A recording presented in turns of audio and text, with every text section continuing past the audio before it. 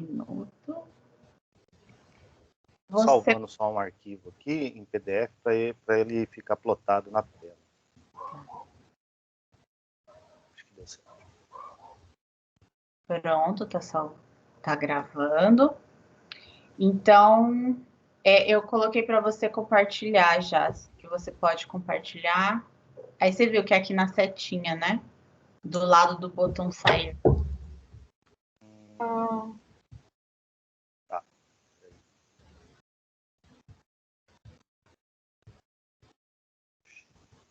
Tayane, eu acho que vai ser aula particular. Será que só vai ter eu? Eu acho, você vai ficar ninja de geoprocessamento, hein? Deixa eu falar sobre isso, inclusive. Eu fiz um processo seletivo agora da UEMS e do IMASU. E aí eu fui super bem lá no currículo, né? No currículo. Meu currículo é bom. Eu sei. E aí, na hora da entrevista, foi super bem. No finalzinho, eles perguntaram se eu mexia com geoprocessamento. Aí eu falei, não, eu não mexo. Aí eu não quis mentir, né? Porque eu faz muito tempo que eu não mexo, e quando eu preciso, o Leandro faz para mim, que o Leandro é bom de geoprocessamento. Aí eu mexo muito pouco. E aí, por isso também que eu chamei o Henrique para dividir comigo, porque aí eu fico com a parte mais teórica, que precisar, e com a parte burocrática de ser professor, do sistema, lançar notas, essas coisas. E o Henrique, ele já... Até eu vou aprender mais com o Henrique do que eu já sei, né?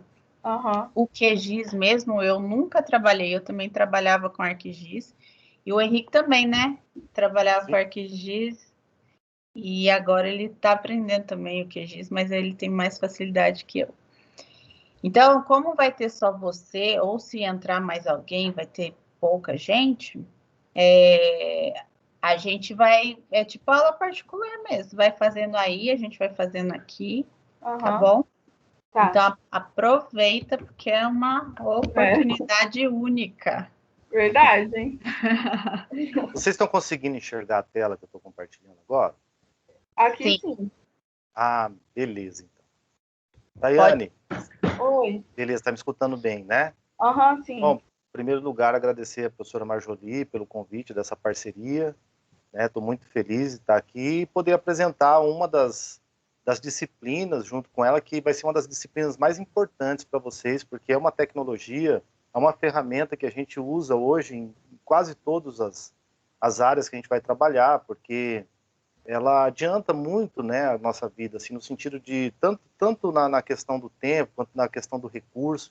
Hoje você consegue fazer tratamento de imagem de satélite, né, que é o sensoriamento remoto, de forma muito... dentro de um quartinho. Você pode estar dentro de um quartinho da sua casa aí e consegue, através de todos os algoritmos da ferramenta, conseguir extrair dados e informações de apenas imagens de satélite, né? Então, não tem como voltar mais atrás. Isso é algo que lá dentro do IMASU, por exemplo, a gente vê que o pessoal da engenharia, lá o que mais tem é engenheiro, né? Então, assim, hoje existe lá já um procedimento padrão, existe que a gente chama de termo de referência, né? Onde já tem incluído lá dentro todos os passos que você precisa seguir, tudo que você precisa ter, apresentar para que o seu licenciamento ambiental possa, então, ser aprovado. E dentro dessas vários dados, várias variáveis que temos ali, uma delas, a mais importante, é o sensoriamento remoto, né? Quando a gente consegue ver consegue ver de uma forma muito mais ampla, né, o nosso objeto de pesquisa. Bom, então aqui eu vou mostrar para você, primeiramente, qual que é a previsão, então, dessa disciplina, começando hoje, com uma apresentação da ementa, né, os conceitos e definições relacionados ao sensoriamento remoto óptico e geoprocessamento, as aplicações de sensoriamento remoto, vantagens e desvantagens do sensoriamento remoto, tipos de interação entre radiação eletromagnética e objetos na superfície da Terra, relação entre radiação eletromagnética e assinatura espectral, enfim. Né? Então, assim, a gente vai começar com esses conceitos iniciais que são fundamentais. Eu falo que essa é uma das aulas principais, né? É uma aula fundamental para que a gente possa, então, se ambientar com essa ferramenta que é o GIS, Oi? né? Que é a gestão das informações geográficas. Eu acho que eu estou escutando, está dando interferência aqui, não sei se... Ô, Tayane, você tá ouvindo a gente?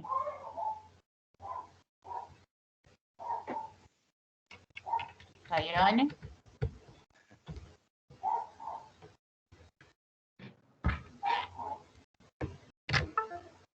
Tayane?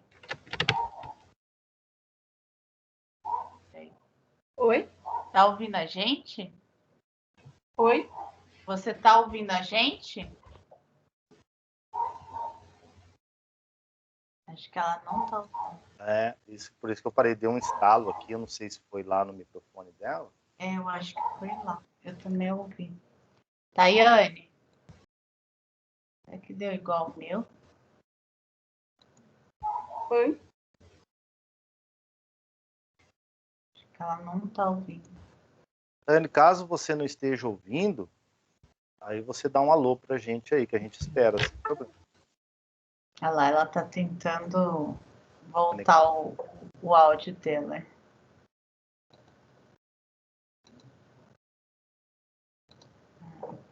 Marjolie, você está conseguindo ver essa tela agora aí? Tô vendo, tô vendo. Ah, então beleza, tá tudo ok. Só vamos esperar ela. Então, nesse primeiro momento, é mais os conceitos fundamentais do sensoriamento remoto, né? É aquilo que a gente vai estar ouvindo, esses termos que eu vou falar hoje aqui, a gente vai estar ouvindo durante toda a disciplina, né? Todo o transcorrer da disciplina. Principalmente quando a gente estiver mexendo com a ferramenta de GIS, que é o QGIS. Né? Bom, tá me escutando aí? Ela tá com a mão levantada. Ah, tá. Eu acho que ela não tá ouvindo a gente mesmo. Quando eu compartilho a tela, eu só vejo a minha tela. Peraí, vamos. Ela não tá escutando. Oi? Agora que eu vi a mãozinha levantada. Não tô ouvindo nada.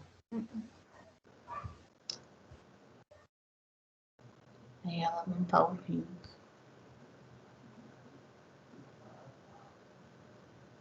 Eu vou remover ela para ela entrar de novo. Eu não tenho celular dela.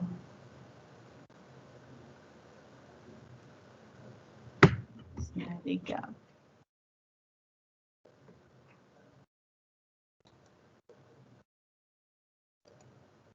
E como que tá lá no Imaçu?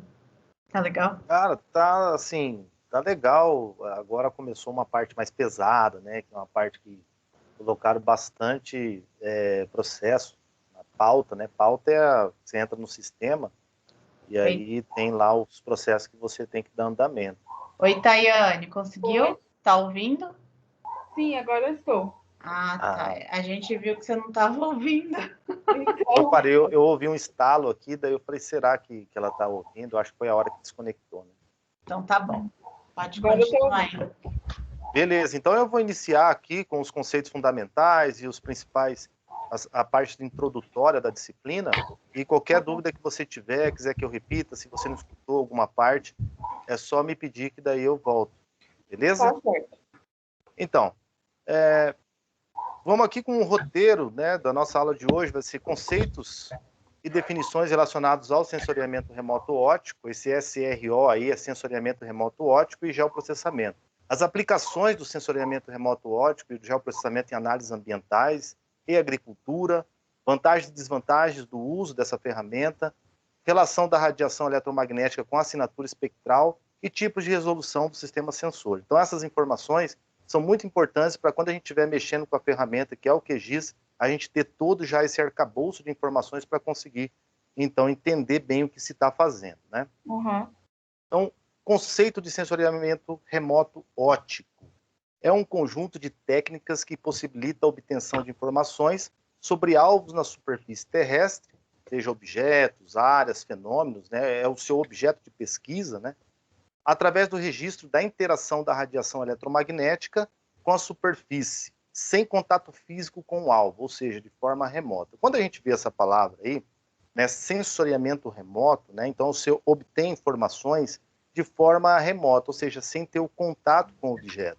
A gente vê aí que essa questão da radiação eletromagnética, a nossa principal fonte de radiação eletromagnética é o Sol. Então, a maioria dos sensores que ficam a bordo de satélites, esses sensores que eu estou falando são os responsáveis pela captação, então, dessas imagens. A verdade é assim, a gente fala captação das imagens, mas o que é fisicamente? É a captação do reflexo dessa radiação eletromagnética. Então, a luz do Sol, ela vem, ela entra em contato com esses elementos que estão na superfície e isso vai ser refletido. Quando isso é refletido, aí você tem a radiação eletromagnética com uma, digamos assim, é uma assinatura de cada objeto. Por exemplo, se está tendo a reflexão de um prédio, você tem a captação ali de uma energia eletromagnética que vai ter a interpretação de que aquilo é um prédio. Se for uma floresta, se for um corpo d'água, né? Então a gente vê até nessa imagem de baixo à direita, né, ali o esqueminha, né? A luz do Sol vindo, sendo refletida numa... Ali tem uma área urbana e também uma área com árvores, né? Cada uma dessas aí tem uma assinatura espectral, que a gente fala, né? Que é essa radiação refletida, que nos dá essa assinatura espectral. O que é isso? É como uma assinatura, cada pessoa tem uma assinatura, né? Isso quer dizer que aquilo vai estar informando que ali tem aquele determinado tipo de feição. A gente vai entendendo isso ao longo da apresentação aqui melhor. Tá. Então aqui a gente tem outro esquema, né, que fala que a atividade do sensoriamento remoto está relacionado com um conjunto de técnicas de aquisição, processamento e análise de dados coletados por sensores remotos. Essa parte aí é um pouquinho, tem muita de leitura, é uma parte bem pesada do sensoriamento remoto, essa parte mais teórica, mas é importante para que depois a gente possa entender o que a gente vai estar fazendo lá na ferramenta, tá?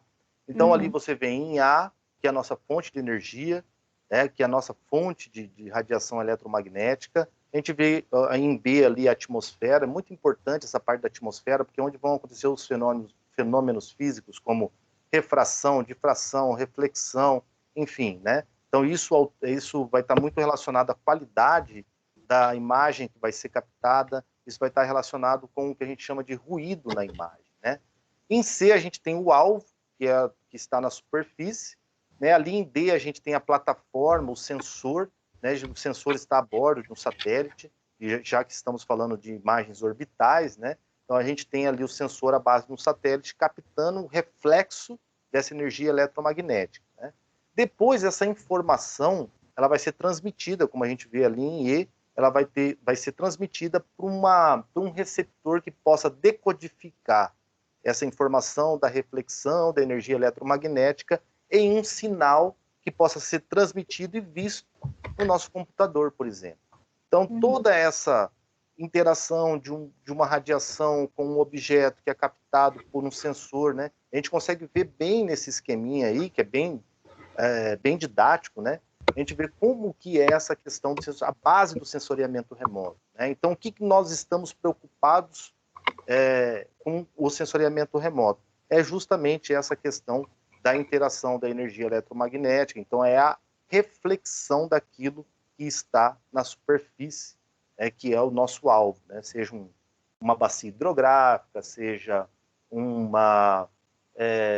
pode ser até mesmo, que a gente estava falando esses dias até com a Marjolie, que tem os aterros sanitários, né? Muitas pessoas monitoram, muitas vezes, a parte de aterros sanitários através dessa ferramenta, né? Então, tem bastante uso aí, né? Que a gente vai estar falando também sobre os principais usos dessa ferramenta. Henrique, Oi? sabe, essa semana eu estou participando de um congresso de resíduos sólidos e eu vi em uma das palestras uma empresa que trabalha com geoprocessamento para otimizar a rota de coleta na cidade e ajuda no negócio de cálculo da taxa de lixo. Eu até quero marcar uma reunião com eles para ver como é que é isso. E achei muito interessante. Eu nunca imaginei que isso poderia por geoprocessamento, sabe? Pois é, né? Então, assim, a gente tem quando a gente tem essa visão macro, da coisa. A gente pega, hoje a gente tem imagens com resolução espacial de 0,5 metro. Ou seja, 50 centímetros por 50 centímetros. Eu consigo ver o pixel, né, desse tamanho. A gente já vai falar de resolução espacial. E você vai ver que você consegue ver um boi no pasto. Você consegue contar boi no pasto. Imagina só se não conseguiríamos, então, melhorar uma rota de coleta, né? Uhum. Então, pode ser aplicado. O que eu sempre falo dessa questão do geoprocessamento e sensoriamento remoto é que o mais difícil é você saber o que você quer. Né? O que você quer analisar? Qual que é o seu objeto de pesquisa? Qual o seu objeto de inovação? Seja lá qual for a sua área. Mas, a hora que você parte do princípio, não, eu preciso ver isso, eu quero ver isso, esse é o meu objetivo, você traçou seu objetivo, aí a ferramenta ela já vai ser muito mais, você vai conseguir direcionar ela para aquilo que você quer. Por exemplo, lá no IMASU, no setor florestal lá que eu trabalho, a gente usa muito para ver essa questão de supressão vegetal, né? Para você autorizar uma supressão vegetal, você vê várias imagens de satélite, você faz medições de áreas por satélite com acurácia muito grande, acurácia aí de 98%, né? Tem umas que são um pouco menos, mas hoje você tem tantas imagens, tantos recursos dentro desses softwares aí, de QGIS, ArcGIS, você consegue ter precisão na análise. Uhum. Né? Então, hoje, não tem como fugir disso, como eu comecei a aula falando. Né? Essa é uma das disciplinas mais importantes, porque é uma disciplina que usa uma tecnologia, e quando a gente fala de tecnologia, a gente tem que lembrar que elas evoluem, né, com o tempo, e precisam evoluir, senão elas ficam obsoletas rapidamente, já são eliminadas e substituídas por outras. Mas esta não. Por que esta não? Porque esta é uma ferramenta que você pode contribuir com ela. Por exemplo, o QGIS, o software R, o QGIS, são softwares que, por serem livres, as pessoas podem estar contribuindo com novos algoritmos, enrolou minha língua aqui. Elas podem estar contribuindo com novos algoritmos e então são novos usos.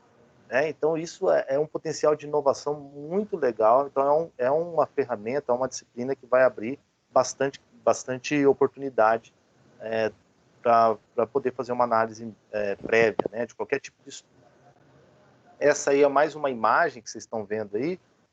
Novamente, estou frisando muito isso, porque essa é a base do sensoriamento remoto. Nós estamos preocupados com essa reflexão de energia eletromagnética. Essa energia refletida é o que vai ser captado pelo sensor e transmitido na forma de imagem, na forma de pixel. Né? Então, os satélites carregam instrumentos ou sensores que medem a radiação eletromagnética proveniente do sistema Terra-atmosfera. Acho que já ficou bem claro como é que é esse princípio do sensoriamento remoto. Né? Ele é baseado na reflexão da luz do Sol em alvos na superfície da Terra. Falei de maneira bem simples e que é de fato isso, né, na verdade. O que são esses sensores remotos, que eu vou estar falando bastante? Né? Os sensores remotos em satélites, eles são equipamentos que coletam a energia proveniente dos objetos na superfície da Terra e a convertem em um sinal passível de ser registrado e transmitido para estações de recepção na Terra. Estes sinais, por sua vez, são processados para gerarem produtos digitais compatíveis para análise em sistema de informação geográfica. Esses sistemas de informação geográfica, SIG ou GIS, em inglês, né, são os softwares que a gente usa, o QGIS e o ArcGIS. Tá? Também tem o Spring, tem outros softwares também, mas os mais difundidos são esses, o QGIS e o ArcGIS. E falando de sensoriamento remoto, dos níveis de aquisição de dados por sensoriamento remoto, a gente trabalha basicamente com 3 níveis. Né? O nível orbital é o que a gente mais usa, que é o mais barato também, né? E mais acessível. E, como já fala aí, né? Nível orbital é em órbita, para obtenção de imagens de satélite. O nível aéreo ali, a gente vê na imagem, né, que já tem um vante ali, ou um avião, que seja, para obtenção de fotografias aéreas e videografia. Então, geralmente, é um tipo de imagem que tem uma resolução maior. Então, você precisa de um computador para trabalhar com essa imagem, um computador melhor. Computador que eu falo aí de 12 GB de RAM, né, para cima, tem que ter um bom processador. Então, é um pouquinho mais difícil de trabalhar com esse tipo de imagem, só que ela tem uma precisão maior, né? Então, ela te dá Aquelas uma imagens informação... de drone, É nesse esquema, né? Precisa de um computador muito Esse bom. esquema, Marjorie. E a imagem, ela vem muito grande, né? Ela vem pesada, ela vem com gigas de tamanho. É. Então, quando vai se trabalhar com isso, fazer um monitoramento de algo mas que precisa de um nível de detalhamento maior, aí se recorre a esse tipo de tecnologia. Por exemplo, esses dias estava trabalhando com uma área de cane, né, que é corte de árvores nativas isoladas, e tinha uma área que estava, quando eu vi por satélite, ela estava bem mais fechada, né? Então eu vi ali que não eram árvores isoladas, eram árvores que estavam formando um dossel.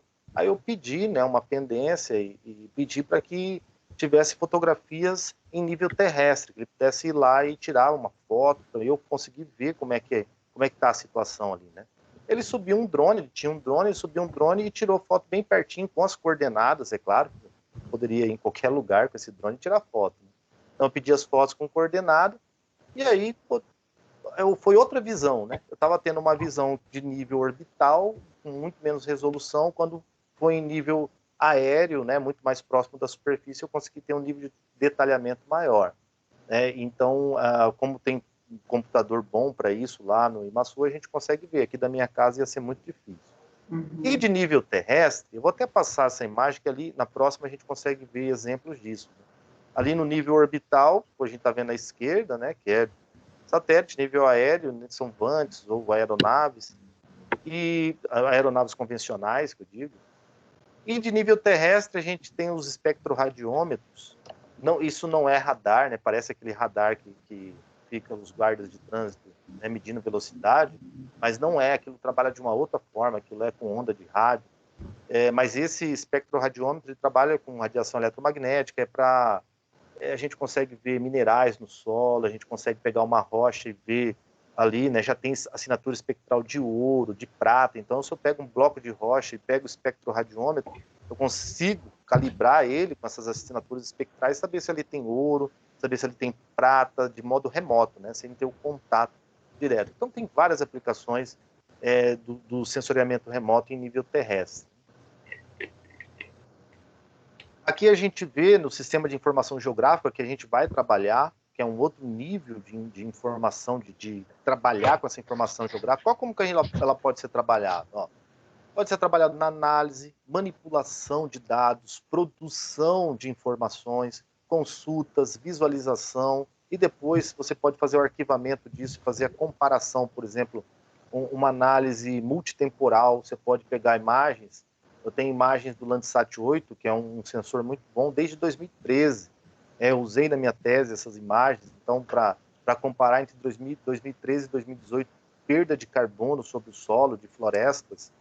Então, hoje você tem também mais essa vantagem, né? Você conseguir fazer uma análise temporal, né, de mudança da cobertura do solo.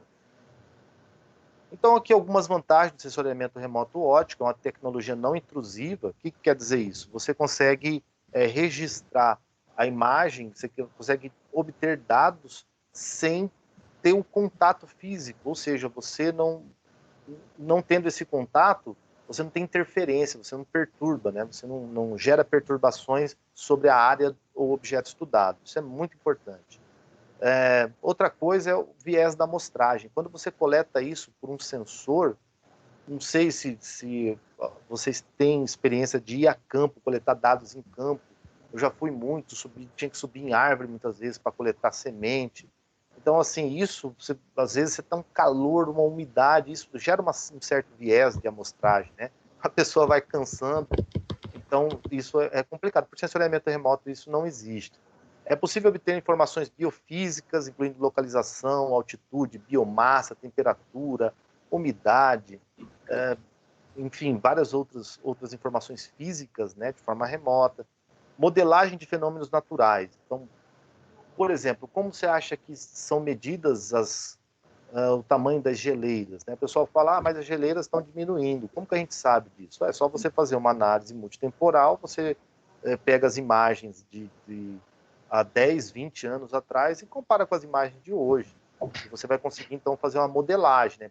Você tem vários dados numa escala de tempo, por exemplo, você tem dados de 20 anos, você consegue projetar, a partir desses dados, você consegue projetar no futuro isso. Quer dizer, bom, se continuar assim, eu vou ter esse cenário no futuro. Bom, se não continuar assim, se tiver 2 graus acima da temperatura média, o que pode acontecer? 2 graus abaixo, o que pode acontecer? Isso chama modelagem de fenômenos naturais. Também pode ser usado, é uma das vantagens do uso dessa tecnologia. Visão sinótica. O que é isso? É uma visão ampla. É importante você ter uma visão, por exemplo, sensoriamento remoto, aquisição em nível terrestre. É muito importante, mas ele não te dá uma visão sinótica como a do sensor orbital. O sensor orbital ele consegue abranger muito mais informações, né? Cobertura global e repetitividade da informação, né? Então significa a possibilidade de olhar várias vezes o mesmo objeto. Você, ao longo do tempo, é aquele negócio, análise multitemporal, né? Isso é importante. O Brasil adquire imagens de sensoriamento remoto desde 1974. Então pode ser usado. Qualidade aí é outra coisa, né? Mas depende do que você quer. Às vezes uma imagem com uma resolução muito grande para você não serve. E você vai procurar aquela imagem que parece estar borrada, né? Porque ela vai te dar um outro nível de informação. Então tudo isso também, por isso que eu falo, o mais difícil é você definir o que você quer e depois montar a sua estratégia em cima daquilo. Informação multiespectral. Então, tem muita coisa que a gente não vê, o olho humano não consegue captar. A gente sabe daquela faixa espectral que a gente tem, a energia eletromagnética visível é muito pequenininha, dá 1% de tudo quanto é tipo de energia que pode ser captada por um sensor. Então, eu não capto apenas o que meu olho pode ver, eu capto outras informações, que é daquela reflexão da radiação eletromagnética, e eu transformo isso, eu gero dados e informações a partir daquilo. Então, isso é uma grande vantagem. Mas, como tudo, tem o seu lado bom, o seu lado que também não é tão bom. Como, por exemplo, as pessoas, a partir de uma ferramenta tecnológica desse nível, então, uma das desvantagens é essa expectativa exagerada, não é uma panaceia. O sensoriamento remoto, o geoprocessamento não vai resolver tudo. Às vezes eu consigo adiantar uma análise, eu consigo adiantar uma informação, consigo gerar uma informação importante, mas não acaba ali. Né? Então, ele não resolve tudo. Então, isso é uma desvantagem. As pessoas criam essa expectativa grande em cima disso. Né? E, com o tempo, os instrumentos de sensoriamento remoto, outra desvantagem, 2 ali, né? Pode apresentar desajustes na calibração dos detectores. É claro que isso é uma desvantagem que, a partir do momento que a gente vai passando o tempo, a tecnologia vai sendo cada vez mais... vai sendo melhorada, né? Então, esses desajustes aí também é algo que chama muita atenção, é a questão da acurácia, da precisão. Né? Então, é uma desvantagem também, porque às vezes você tem distorções radiométricas.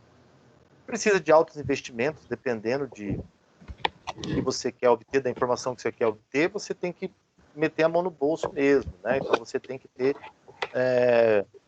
recurso para você conseguir, às vezes, acessar uma imagem de melhor qualidade, né? Com mais resolução, porque tem vários satélites que as imagens são grátis. A gente vai trabalhar com as imagens que não tem custo algum. Mas tem imagens de satélites que não são disponíveis, né? Eles são disponibilizadas apenas com um custo. Então você tem que pagar para você ter elas, mas são imagens de outro nível. Né? E quanto custa mais ou menos, Henrique, você sabe? Olha, eu estou meio por fora dessa questão de custo, porque eu tenho trabalhado só com imagens do Landsat 8, imagens da Google, imagens do Airbus. Né? Então, eu não tenho muita noção de custo. Eu sei que, claro, para a gente aqui sempre é muito caro, porque elas vêm em dólares. Então, a última vez que eu fiquei sabendo, porque assim, Marjolie, a gente vai até falar aqui sobre uma questão da resolução temporal. O que quer dizer isso? O quanto tempo que esse satélite passa naquele ponto. Né? Tem satélite que demora 15 dias, tem satélite que demora 40 dias, e às vezes você precisa fazer uma perícia do incêndio. É um negócio rápido, às vezes pegou fogo. Então, se você está nesse intervalo de tempo, Landsat 8, por exemplo, intervalo de tempo de 15 dias, você não vai conseguir fazer uma você não vai conseguir fazer algo bem calibrado, sabe? Uma perícia bem calibrada, né? Então, às vezes, você tem que pagar, porque tem satélite que passa todo dia pelo mesmo ponto, mas são imagens de satélites pagas, né? As imagens são pagas. Então, depende. Às vezes, você vai fazer uma perícia muito importante e alguém está precisando muito desse resultado. Você fala, a gente pode fazer essa perícia, mas a gente vai precisar fazer um requerimento dessas imagens e ver o preço delas. Uhum. Então, já aconteceu com colegas e eu lembro que falaram que foi caro, mas eu não sei exatamente valores. Eu posso procurar essa informação, não é difícil, dá para fazer um orçamento. E aí, na próxima aula, eu trago aí para a gente ver, né, e analisar o quanto que vale a pena ou não. Né? Eu sempre fiquei pensando, mas se a gente tem as imagens pagas, que dá para a gente ou gratuitas, que dá para a gente trabalhar bem em cima delas, por que a gente compra, né? Mas aí agora eu entendi os casos que tem que comprar. Então, Marjolie, tem várias empresas que elas estão enviando constelação de satélites. Então, em vez de você ter aquele satélite gigantesco lá e tal, né? Eles transformaram, tem satélite aí do tamanho de um celular. Então, assim, pequeno. Então, em vez de você ter um grande que pega, que vai estar pegando uma imagem, às vezes mais bem resolvida e tal, mas às vezes é mais vantajoso você ter vários satélites espalhados, porque às vezes a informação que você quer é uma informação diária, uma informação de hora em hora que seja. Então, depende do que você quer. Por isso que aquele negócio, né?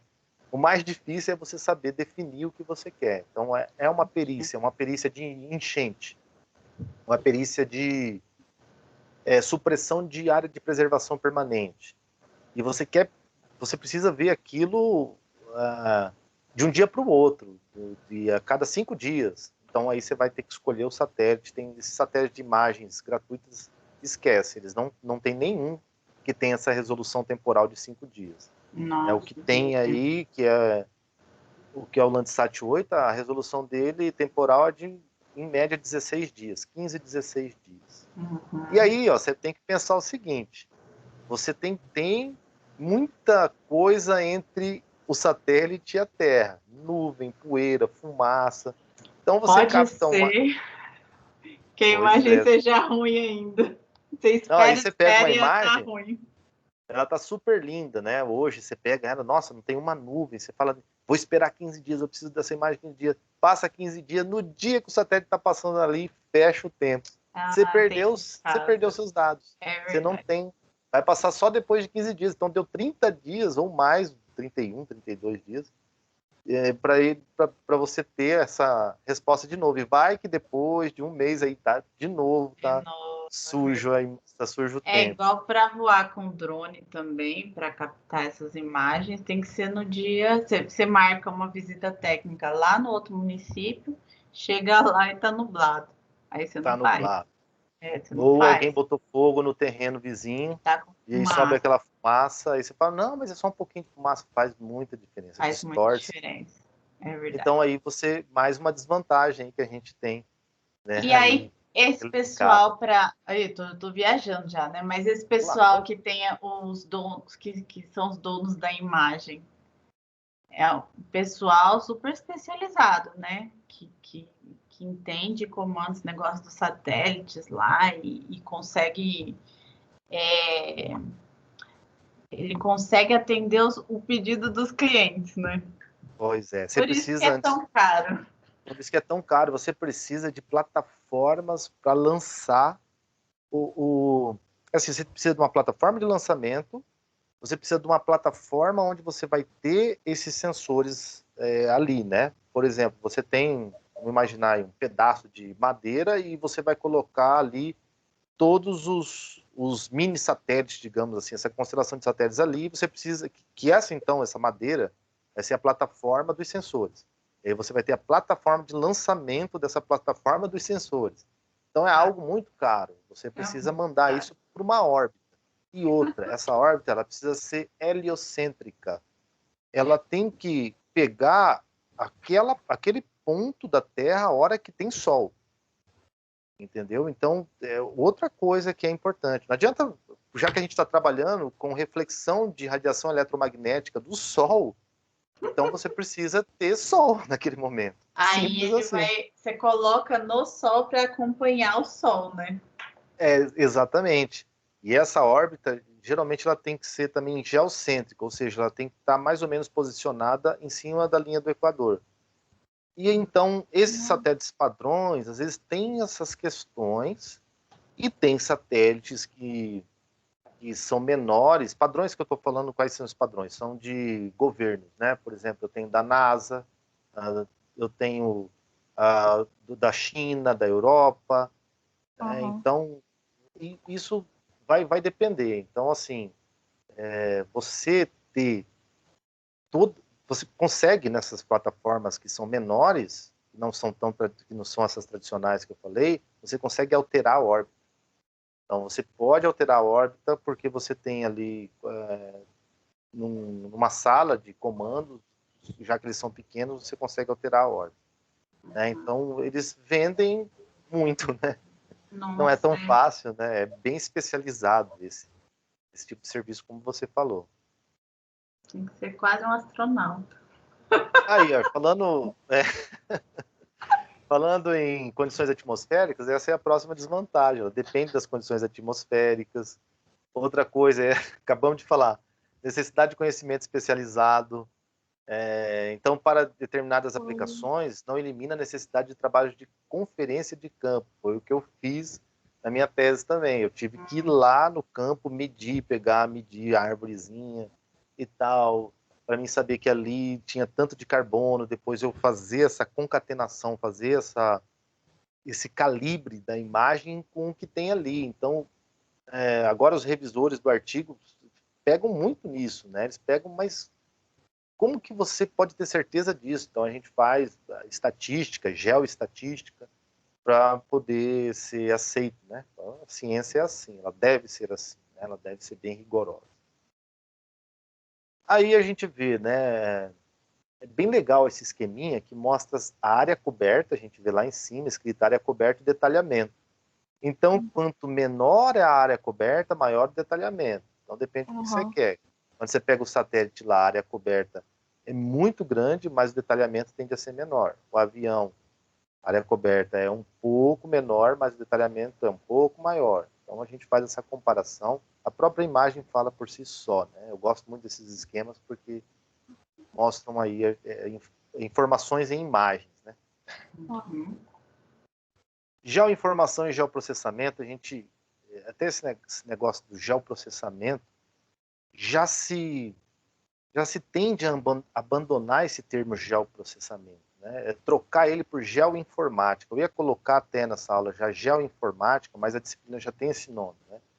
Mas porque na verdade você fala em processamento, você só faz esse processamento num computador, num software GIS, num software de SIG, né, que é o Sistema de Informações Geográficas. Então, essa geoinformação, o que é uma geoinformação? A geoinformação é uma informação de algo que possa ter uma coordenada, ou seja, um cruzamento de um meridiano com um paralelo. Então, uma informação geográfica. A cor do carro do meu vizinho, se eu estou olhando lá de satélite, é informação geográfica, ele vai estar naquele local. Naquela coordenada, a Uniderp, a universidade. Estou olhando de cima, a informação geográfica, porque ela está ali naquela coordenada, eu vou encontrar ela. Então, são exemplos de informação geoespaciais, derivados do processamento de imagens de sensoriamento remoto, usadas em atividades cotidianas de planejamento, gestão de recursos, tomada de decisão e elaboração de políticas públicas. A geoinformação tem importância estratégica, é legal conversar sobre isso, né? Acho que a aula anda muito nesse tipo de interação, né? Que é o que a gente quer, bolar estratégias para inúmeros setores da atividade agrícola e ambiental. Então, o setor lá do IMASU, o setor da Agraer, enfim, a prefeitura, o Estado, a União, todos estão interessados nesse monitoramento, nesse tipo de informação que pode ser adquirida com baixo custo e com um alto nível de acurácia. Ministério Público, vixe, todo mundo tem. Todo mundo tem. E, Marjolie, isso é barato e rápido. Você consegue, com imagem orbital, você trabalha no computador. Meu computador aqui não tem nada demais, acho que ele tem 5 GB. eu processei Big Datas, né? Assim, peguei dados de uma bacia inteira, da bacia do Alto Paraguai. Ele ficava ligado, às vezes eu estava no trânsito, ele estava do meu lado, ali o notebook estava fazendo o geoprocessamento, ele passava dias ligado, né? E demora mais, mas faz, entendeu? A gente consegue fazer. Então, algumas aplicações de sensoriamento remoto, ótimo, estimativa de área plantada, ela consegue ver, né, monitorar a plantação dele, ali, estimativa de produtividade de lavouras, consigo ter essa estimativa, ó, como é que vai ser a produtividade, até consigo fazer uma modelagem, né? Consigo registrar essas informações e usar elas para outros anos, para essa comparação com outros anos.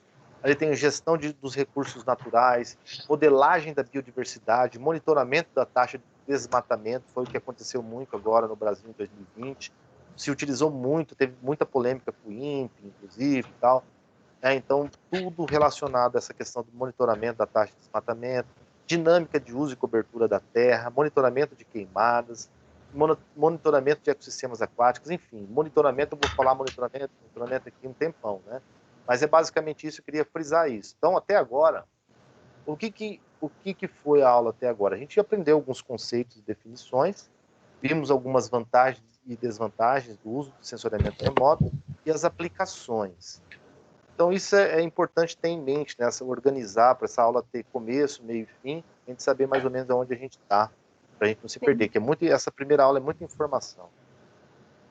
E você falou do negócio, lembrei que eu ia falar, do geoprocessamento mudar o nome para geoinformática, mas a Tayane não deve saber, mas eu lembro que eu aprendi sobre isso, porque o geoprocessamento, antes de ter as imagens de satélite, a gente usou muito para saneamento, né? Aqueles mapas gigantescos de carta geográfica, né? Que fazia à mão na época, da gente localizar. A cólera foi descoberta desse jeito, foi por geoprocessamento, mas sem computador. Então, daí que veio o geoprocessamento. A gente consegue espacializar os dados, né? E tirar as relações dali, fazer diagnósticos a partir da espacialização dos dados. E é com ou sem computador. Só que hoje em dia a gente só faz geoprocessamento usando computador. Exatamente, então, você vê a evolução do termo, acompanhou aí. Eu não sabia se vocês faziam com cartografia mesmo. Cartografia, na a gente unha. fazia. Não, até hoje a gente faz. Você quer saber? Se precisar, a gente faz. A gente faz para monitoramento de dengue, leishmaniose. A gente usa muito ainda desse. É geoprocessamento raiz, né? Então, eu vejo esses mapinhas. Hoje eu estava vendo o mapa de Campo Grande com relação a essa questão da Covid. Você vê as cores que se colocam lá, tudo aquilo ali é feito através do geoprocessamento. E dali a gente pode até fazer um exercício desse durante a aula, né? A partir da próxima aula a gente já vai começar a mexer com a ferramenta, então é algo que a gente pode fazer. Você monta uma tabela de atributos e aí você coloca a cor que você quiser. Você quer colocar o mais vermelho onde está com mais casos, se quiser não trabalhar com doença, trabalhar com outros dados ambientais, a gente pode fazer um exercício desse também, que vai ser interessante. Eu acho que essa é uma aplicação, mas não é supérflua, mas assim, não é o que tira o suco doce do negócio, né? Porque isso a gente pode fazer em outro programa, de imagem, né? Um CorelDRAW, um Paint, mas a gente consegue ter essa facilidade de fazer também aqui dentro das ferramentas de gel. Exatamente. Você coloca uma informação ali e gera Você coloca dados que vão gerar uma informação, né? Dados você vai colocar lá quantidade de doença por bairro, quantidade de casos por bairro. E a informação é um mapa colorido, onde você tem mais, onde você tem menos. É interessante. Aí, de novo, algumas outras aplicações de sensoriamento remoto, dinâmica do uso e cobertura da terra. A gente vê também muito esses mapas ali, tá de 1975 a 2010, questão da cobertura ali, né, do solo, tem parte hídrica, tem parte florestal. né? Então é uma aplicação bem interessante. Aí eu deixei isso aqui para a gente, né, finalizar essa parte de aplicações, várias outras aplicações. Aí fica para o pessoal dar uma lida e ver, de repente, lendo isso, surgem algumas ideias, né? Poxa, posso aplicar no meu TCC isso, eu posso aplicar no meu minha especialização que eu estou de olho depois que eu terminar a faculdade, enfim, fica a critério.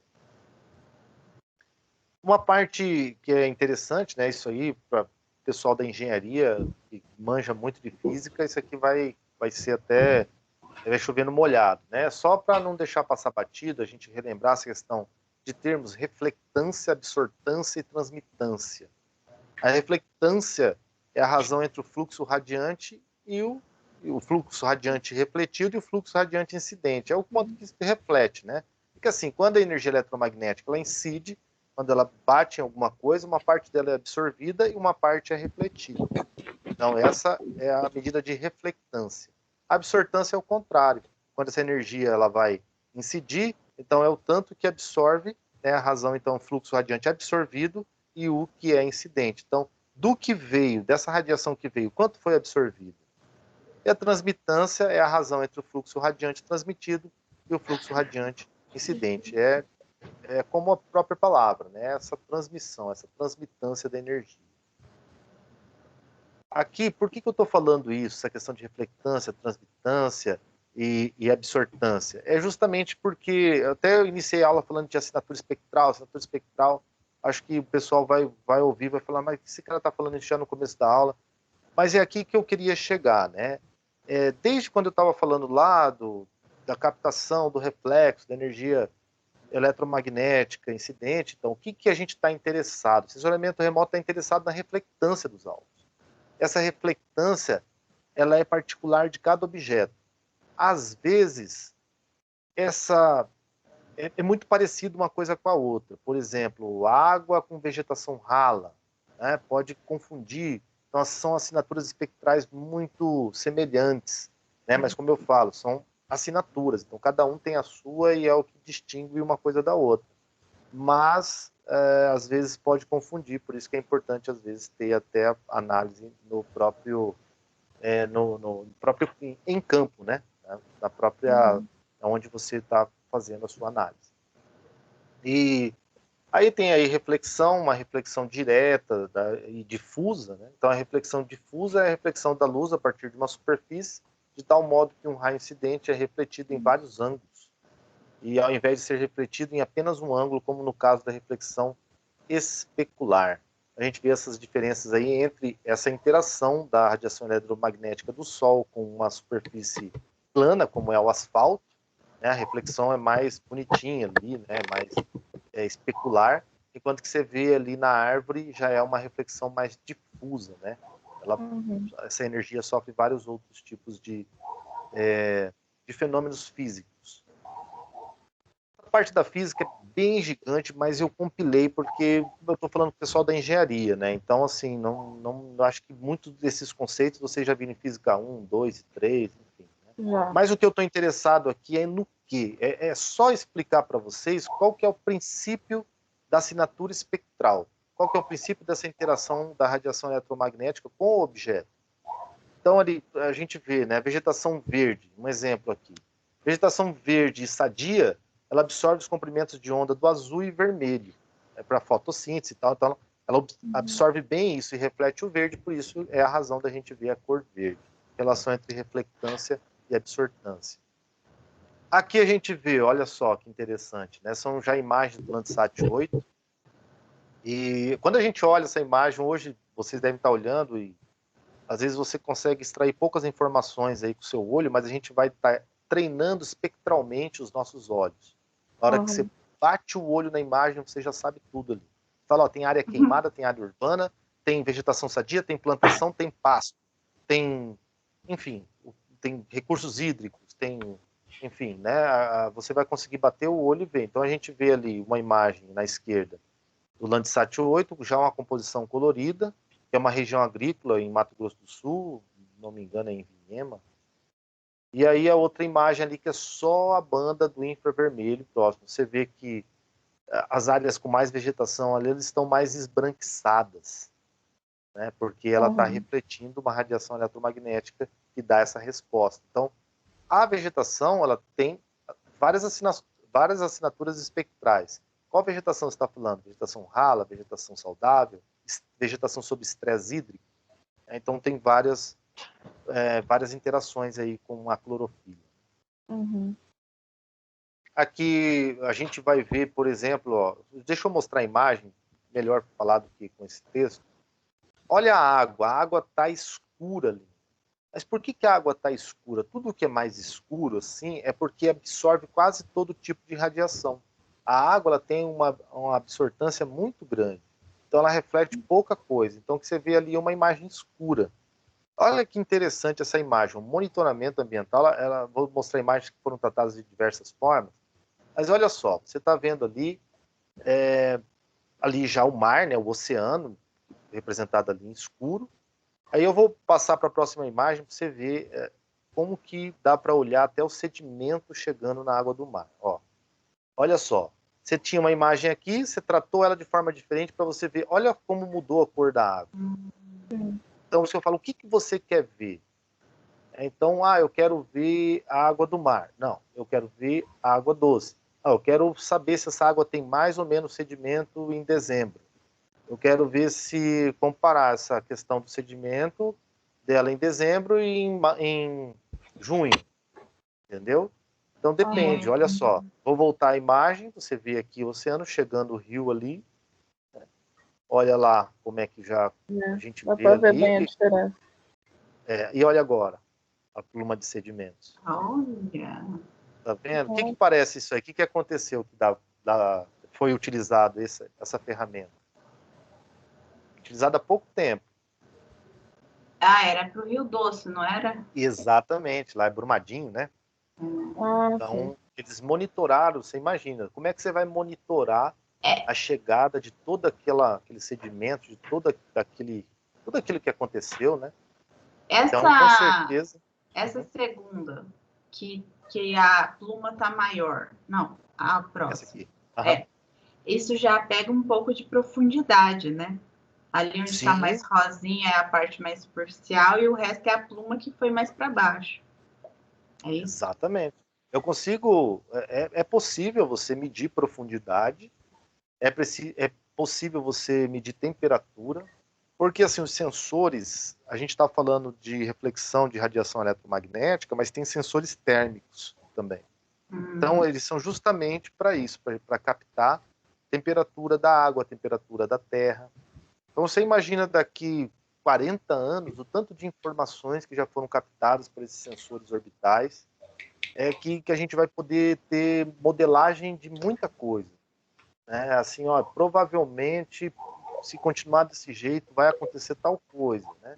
Se continuar até monitoramento de barragens, é muito importante o uso dessa ferramenta, justamente porque quando tem um acidente é de grandes dimensões, né? Então o uso dessa ferramenta também é importante para monitorar esse tipo de atividade.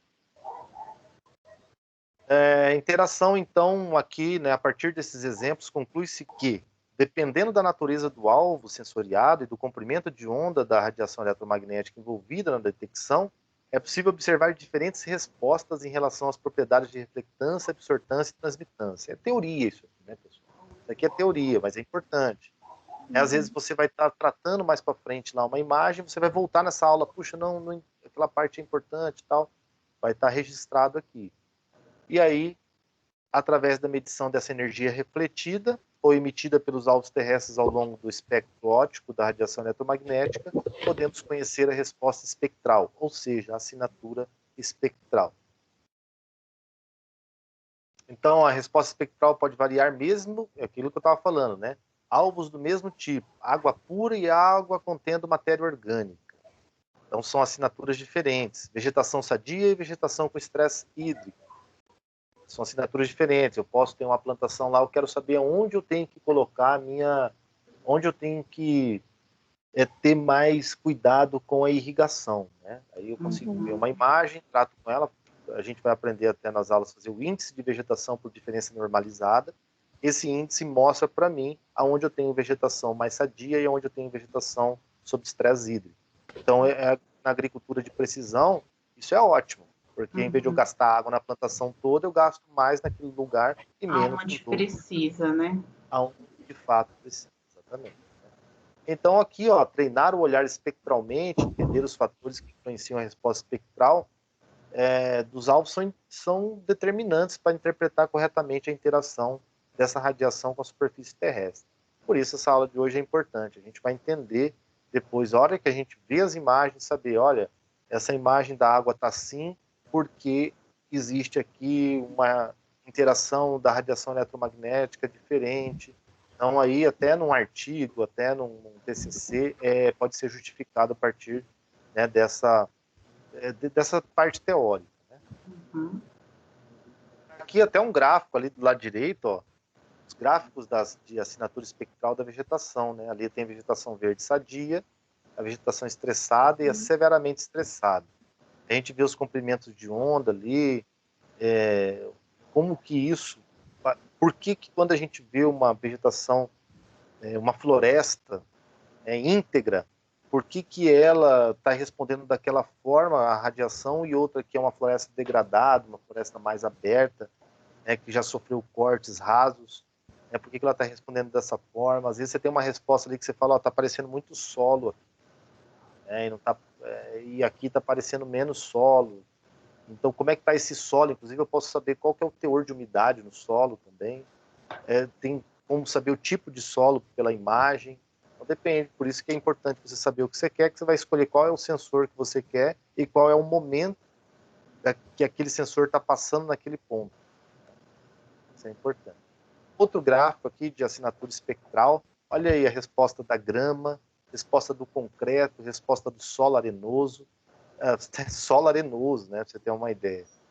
A resposta do asfalto, da água. Então, se eu estou olhando uma zona urbana, eu consigo determinar cada uma desses elementos, né? Distinguir esses elementos numa imagem.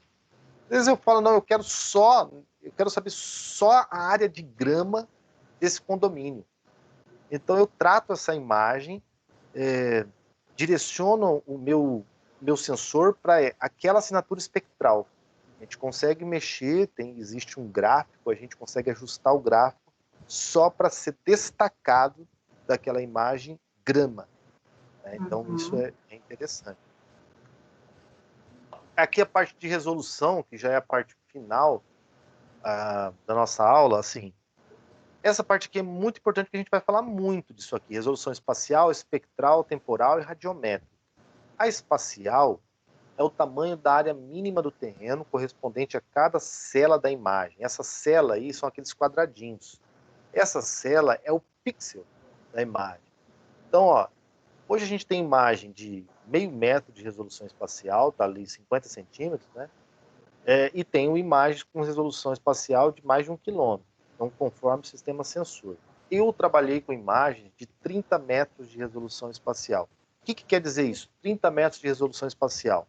Quer dizer que eu tenho um pixel de 30 metros, né, 30 por 30, então são 900 metros quadrados. Então, um pixel daquela imagem, em 900 metros quadrados, eu consigo definir bem o que tem. Se você pegar uma imagem de 2,5 metros de resolução espacial, é 2,5 metros por 2,5 metros. Então, você consegue ver o que tem 2,5 metros. Um carro, por exemplo. Né? 2,5 metros você consegue saber ali qual carro é. Então, assim, é uma imagem bem resolvida, uma imagem com uma resolução bem grande, né? Então, você precisa de um software, precisa de algo com mais potência para trabalhar com uma imagem dessa. Então, mas isso, né, a gente fala hoje, precisa de um software, mas os computadores estão saindo hoje, boa parte já sai com esse sistema, né, com um sistema mais robusto. Então, o que é resolução espacial? Isso é importante. Olha, eu vou dizer para você, é um negócio que confunde muito. Eu falo assim, o que é melhor? Quando você quer ver detalhe, uma resolução espacial maior ou menor? A maioria fala assim, bom, você quer ver detalhe, professor? Então a resolução espacial maior. Não, é o contrário. Quanto menor a minha resolução espacial, maior o meu nível de detalhamento. Né? Tá bem entendido isso? Menor resolução. Quanto menor a resolução espacial, maior o nível de detalhamento. Maior detalhamento. Menor por exemplo, você pegar uma imagem de 50 por 50. que é 50 metros de resolução espacial. Ela vai ter você vai conseguir ver alguns detalhes ali. Quando você pegar uma imagem de 10 metros de resolução espacial, você vai conseguir ver 10 por 10. Então, entre 50 por 50 e 10 por 10, então, essa imagem de 10 por 10, resolução espacial de 10 por 10, ela é muito mais nítida, você consegue ver muito mais detalhe. Na hora de fazer essa associação, é sempre lembrar de transformar, né? Faz essas Pode ser uma conversão. questãozinha de prova, né? Você tá lá, uma resolução Colocar essa espacial confusão. de 30 e uma resolução espacial de 10. Aí, qual que tem maior nível de detalhamento? É só você pensar, 30 por 30, 10 por 10, é 10 por 10. Então, realmente, 10. legal. Consigo ver mais detalhes. Mas confunde muito e é pegadinha. Pegadinha. A resolução espectral é aquilo que eu estava falando, assim, você vê ali essa imagenzinha do lado direito ali, a segunda de cima para baixo, você vê ali, tá meio pequena, mas tem um espectro da luz visível. Você vê ali, é pequenininho, tá coloridinho ali, né, diante desse outro espectro que tem muita radiação que o nosso olho não consegue ver. Então, o que é uma resolução espectral? Um satélite, um sensor, ele consegue pegar abranger mais faixas desse espectro eletromagnético. E para que isso serve? Isso serve, por exemplo, eu quero verificar nível de sedimentos na água. Então, eu vou eu vou regular, eu vou direcionar aquela resolução espectral para isso, para conseguir captar a assinatura espectral do alvo. Então, tem muitos alvos, dependendo, às vezes você tem uma resolução espectral muito pequena, você só vê algumas coisas na imagem. Você não vai conseguir, às vezes, eu não consegui ver a água. Por quê? Porque a resolução espectral desse sensor não permitiu isso. Então, quanto maior a resolução espectral, tende a ter um uso mais amplo. Né? Resolução temporal a gente já falou, então é o tempo entre uma tomada de dados e outra. Então, pode ser repetitivo ou não, conforme a plataforma, aviões, satélites. Então, quando eu tenho uma resolução temporal, quando eu quero uma informação mais rapidamente, diariamente, então, quanto maior a resolução temporal, melhor. Porque, por exemplo, eu vou ver uma área em Mato Grosso do Sul na época de fevereiro, chove muito. Então, assim, eu preciso de uma resolução temporal muito alta para eu aumentar as minhas chances de conseguir ver o meu alvo, né, sem ter nuvens. Então, isso é importante, ter uma resolução temporal alta. E resolução radiométrica é o número de níveis de energia que o sistema é capaz de distinguir. A gente fala, eu troco por miúdos isso, eu falo assim, níveis de cinza. Se você pegar depois eu vou mostrar uma imagem que ilustra bem isso. Quando você tem uma imagem com 2 níveis de cinza, é preto e branco. Aí 3 níveis de cinza, 4 níveis de cinza. Se hoje você tem imagem por exemplo, do Landsat, são 36 bits. São 64 bits.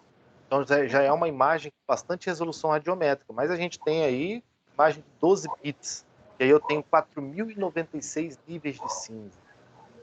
O nível de detalhamento é muito alto, então isso é muito importante também, dependendo do seu objetivo. Aí a gente vê a questão da resolução, da resolução espacial. Olha lá, Marjolie, a gente estava falando dessa questão, né? Você vê ali a primeira imagem, ela tem 0,5 metro de resolução espacial. Ela está distante, né? Mas se você aproximar ela, você vai conseguir definir o que tem 0,5 metro ali, né? 0,5 metro quadrado. E aí você tem ali, vai passando para a direita, 1 metro de resolução espacial, 2 metros de resolução espacial, até você ter a imagem ali embaixo de 80 por 80. Pixel, vê o tamanho do pixel. Cada quadradinho daquele é um pixel. Então, quando eu falo 20 metros de resolução espacial, é o tamanho do pixel. E aí essa relação que tem ali do ladinho, ó, diminuição da resolução espacial, aumento do tamanho do pixel. Essa relação é interessante, mas um pouquinho antes da prova a gente...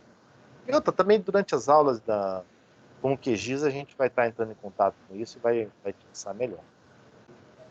Aqui, né, só mostrando a imagem da esquerda, a resolução espacial dela é pequena, Pequeno ou grande? A espacial é Grande, grande. né? Ah, tá vendo? Até eu aqui falei, eu já... Peraí que eu tô errando. Então, às vezes, a gente confunde mesmo, né?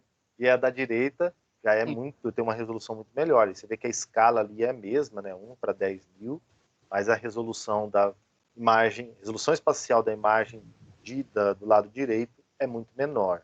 É muito mais nítido. Aqui uma imagem do satélite Worldview 2, que é de 50 centímetros de resolução espacial. Olha só o nível de detalhamento dessa imagem. Consigo ver lá onde tem mais densidade na vegetação. Isso aí é uma plantaçãozinha. Se fosse uma imagem de resolução muito grande, a gente vê só um borrão. Agora você consegue ver ali o nível de detalhamento da estrada que tem, das vias de tráfego ali. Essa de 70 centímetros de resolução espacial, do QuickBird, também são imagens pagas, essa, né, de Bangladesh, essa imagem de Bangladesh. Essa aqui de 15 metros de resolução espacial é do Landsat 8, né, tem um sensor de 15 metros de resolução espacial, e o resto dos sensores são de 30 metros de resolução espacial. Você vê que tem área urbana aí, você consegue saber onde é a área urbana. Você não consegue ver as casinhas bonitinhas, né? Mas você vê que é uma área urbana, você vê o que é uma área de plantação, você vê o que é uma área que tem água. Né? Qual que é a resolução do Google? Do Google a gente consegue ver até, acho que é 5 metros de resolução espacial. Nossa, é Já bom. está Né? muito bom, muito bom. E ainda aí você tem aquela imagem nível terrestre também, né? Na hora que você aproxima. Eu já vi da minha casa aqui, interessante, na hora que passaram filmando, meu cachorro estava na frente. Aí eu procurei da minha casa, eu colhei, falei, olha meu cachorro. Você já viu o carro passando? Não, nunca vi. Uma vez, eu já vi o carro passando. Eu já vi o carro passando, mas lá em São Carlos, aqui não. Aqui eu já vi várias vezes. Já? Como que é esse carro? Passado. É um carro branco, tá escrito Google. E tem uma câmera, né? É uma câmera enorme em cima. Parece um táxi, mas com um treco grande aqui em cima. É bem legal. Você usa muito, né? Olha essa aí já com assim, ela tá bem pouco zoom. E aí é uma imagem de 22 metros de resolução espacial. Essa é em Poricatu, aí é o Rio Tietê, Tietezão, né, que fala. Olha, a gente consegue ver, né, que é onde é água, onde que não é água. Então, o que você quer ver? Né? Se você quer uma visão mais abrangente, saber só isso, bom, tá bom, essa imagem está de bom tamanho. Aí já uma resolução de 24 metros bem aproximada, eu acho que está na aproximação máxima, o zoom máximo. O que a gente vê aí? Queimada. A área queimada, né? E essa imagem, inclusive, foi de uma perícia, que foi feita lá no Parque Nacional das Emas, e que o pessoal pegou imagens, né, desse satélite para provar que não foi um incêndio natural, foi criminoso. Nossa. Ministério Público, né? A resolução temporal, então, o que eu fiz? Eu falei primeiro, defini o que era cada um tipo de resolução, e aqui eu estou mostrando os exemplos, né? Aí, para que serve a resolução temporal? A resolução temporal é importante quando nuvens persistem, reduzem as chances de observação da superfície. Quando eu preciso de monitoramento contínuo, enchentes, incêndios florestais, eu preciso de uma resolução. Quanto maior a minha resolução temporal, melhor. Então, o satélite vai passar mais vezes por intervalo de tempo, ou seja, tem uma frequência maior. Os fenômenos naturais, eles mudam rapidamente, então depende do que eu quero olhar. Eu preciso de uma resolução temporal maior. Menor. É uma resolução temporal menor. Menos dias, né? Olha aí. Menos dias. Mais dias ou menos dias. Tá certo. Legal. Aqui, ó, uma imagem de 1/6 de 2014 e outra de 3/7. Então deu aí quase um mês, né? Aí a gente consegue ver a queimada ali, né? A área de cima e a área de baixo, fazer a comparação. A imagem de cima e a imagem de baixo, fazer a comparação. Você vê como é que a fumaça ela atrapalha na visualização. É ali para você ver uma área que está queimada, não. Mas quando você vai medir alguma coisa muito precisa, né, como, por exemplo, a quantidade de carbono na vegetação, essa imagem já não serviria. Aqui, área queimada, olha a área de cima e a área de baixo, a gente vê um aumento da área queimada em menos de um mês, dia 4/8, dia 20/8. Né? Deus. Grande devastação. Então, esse monitoramento é feito, muito importante, é feito diariamente, né, no Brasil, usando satélites.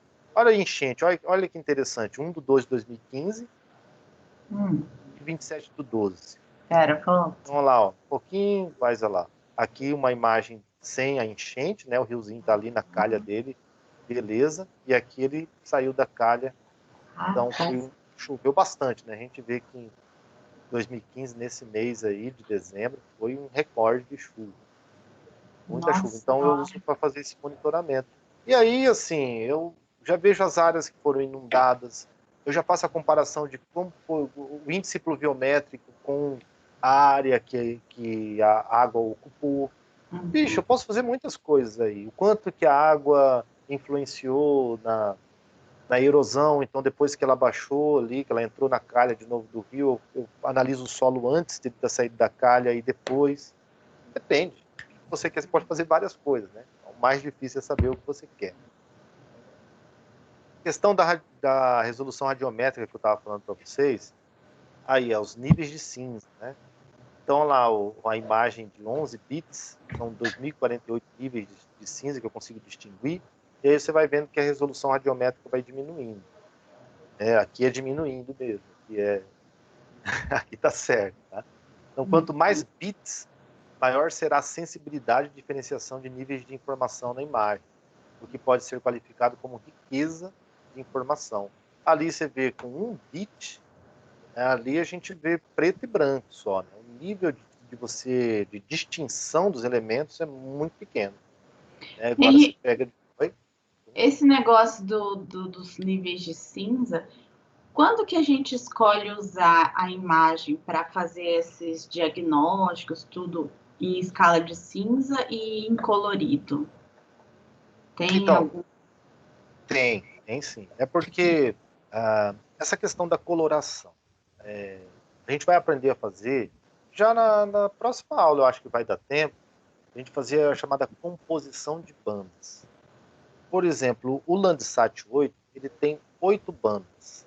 Tem banda do vermelho, do verde, do azul, do infravermelho próximo, uma banda termal,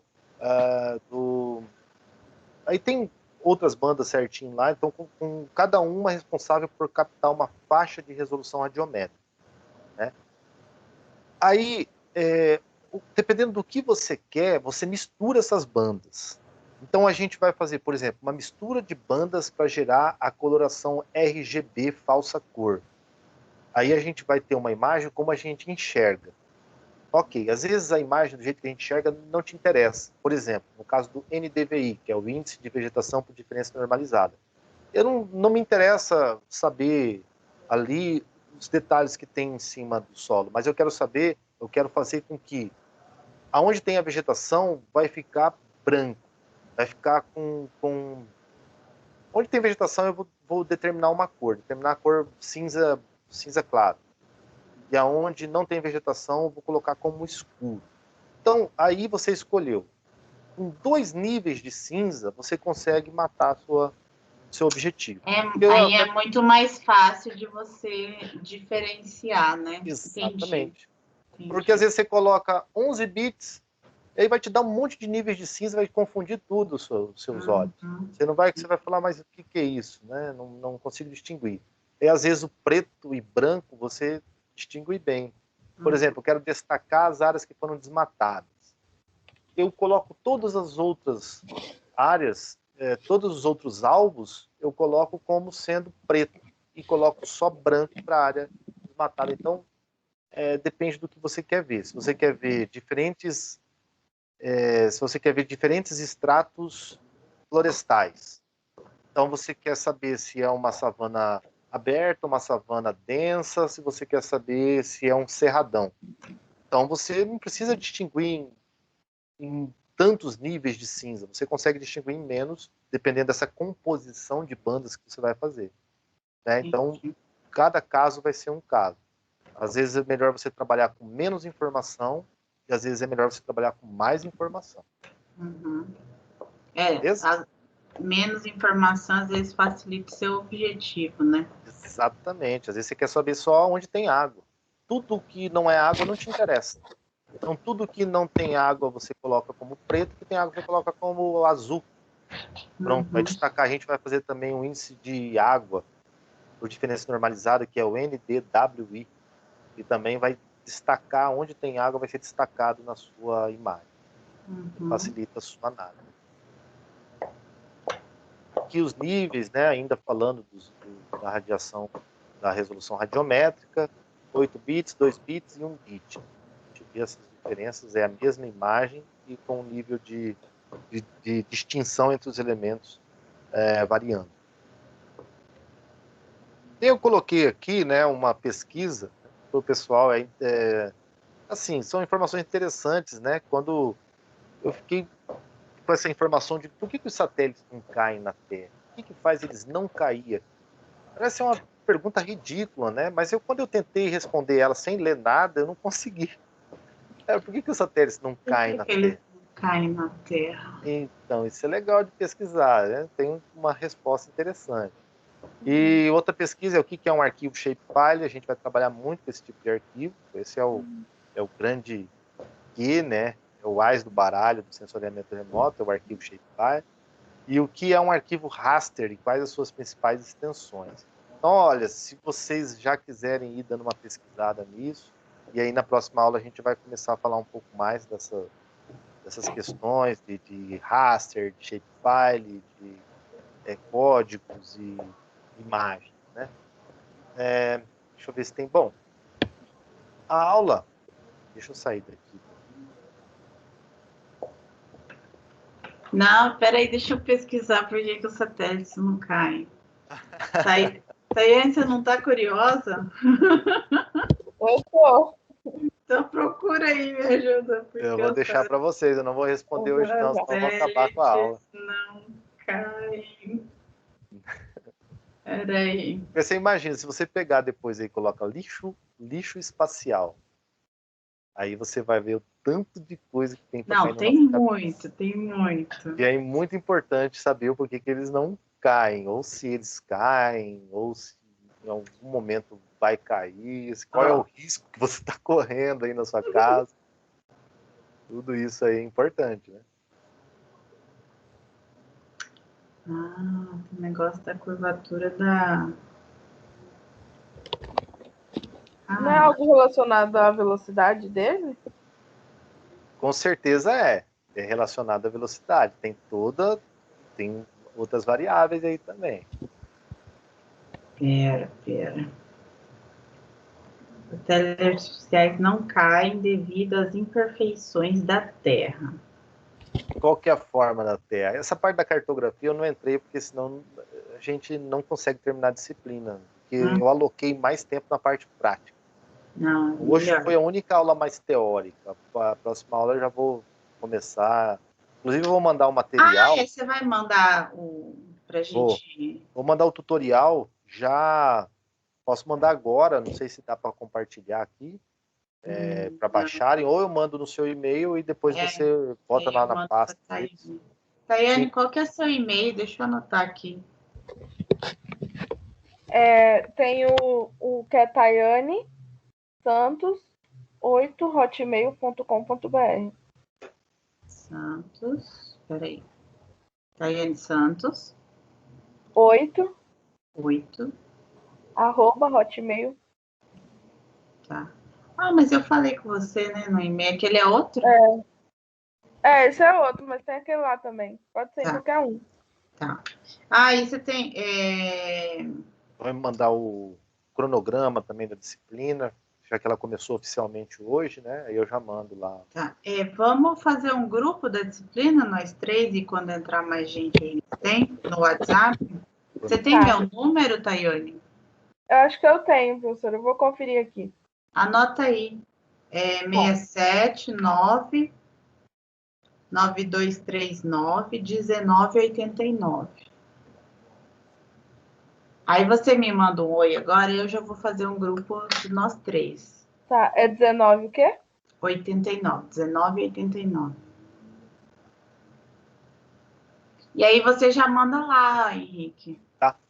Aí eu mando todos os materiais lá, que daí fica fácil para o pessoal acompanhar, né? Já saber, a aula de hoje vai ser tal coisa. Caso a pessoa precise faltar, né? Não vai conseguir assistir, ela já vai saber o que ela precisa depois. Você vai mandar essa aula de hoje? Vou mandar a aula de hoje. Já vou mandar um tutorial para você instalar o QGIS e também para baixar a imagem de satélite, que é a imagem de satélite de Campo Grande, que a gente vai usar, já começar a usar na próxima aula. Eu tenho, assim, vários shapefiles que a gente vai usar na aula de Campo Grande. Então, tem shapefiles da linha de ônibus, de linha até de mototáxi tem. Né? Então, a gente vai aprender a recortar. É como assim, como um exercício, né, que depois você vai utilizar, você vai fazer esse mesmo procedimento no que você quer. Às vezes você quer recortar feições de água. Então você vai aprender no shape de Campo Grande e depois vocês vão poder aplicar onde for de interesse. Tá ótimo. Certo. Ó, eu vou parar a gravação aqui. Você terminou, Henrique? Beleza, já terminei. Tá. Valeu. Até a Não, próxima. mas